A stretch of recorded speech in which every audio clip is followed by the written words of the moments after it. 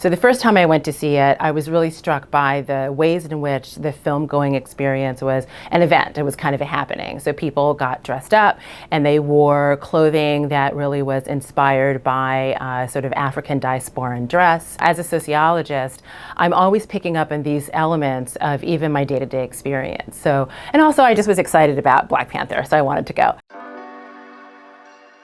The book is inspired by the film, which came out a few years ago, and it's really trying to explore the ways in which the notion of Afrofuturism, which is really about imagining a future and a past in which people of African ancestry and people of African descent have a place and have a narrative. So the film really is an invitation to imagining that, and the book explores those notions of what does it mean to be Black in the world, what does it mean to be Black in film, what kinds of cultural products that are really opportunities for storytelling from a Black perspective that we should really think about in relation to the film itself. And so one of the things that I learned in working on the project that led to my critical review article was really kind of tracing the history of superheroes of color, really understanding the ways in which comics still really narrowly pigeonholed Black characters and very rarely actually depicted any other characters of color until, into the 70s and into the 80s. So it's still a politically charged landscape even there.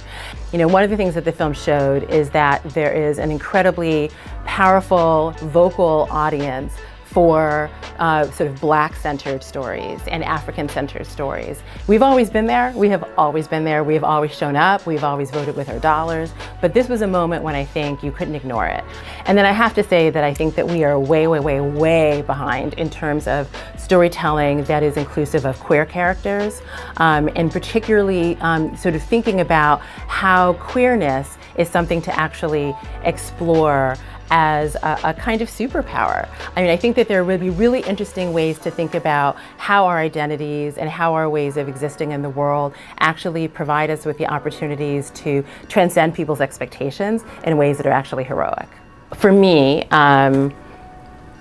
part of what I think made the film itself and the story so appealing is that it's about an African nation that is so scientifically advanced and sociopolitically advanced, where women are heroic and warriors, so the Dora Milaje, that in and of itself requires us to think differently about what Blackness is in actually our world. So I think that it redefines Blackness because it invites us to imagine Blackness as agency, right? And Blackness as creative, and Blackness as leadership, and Blackness as actually saving the world. And I think that's also why it was such a powerful invitation for audiences, because it allowed you to take your kid, it allowed you to go with your friends and see a depiction of yourself and a version of yourself that in the day-to-day and the news, in regular sort of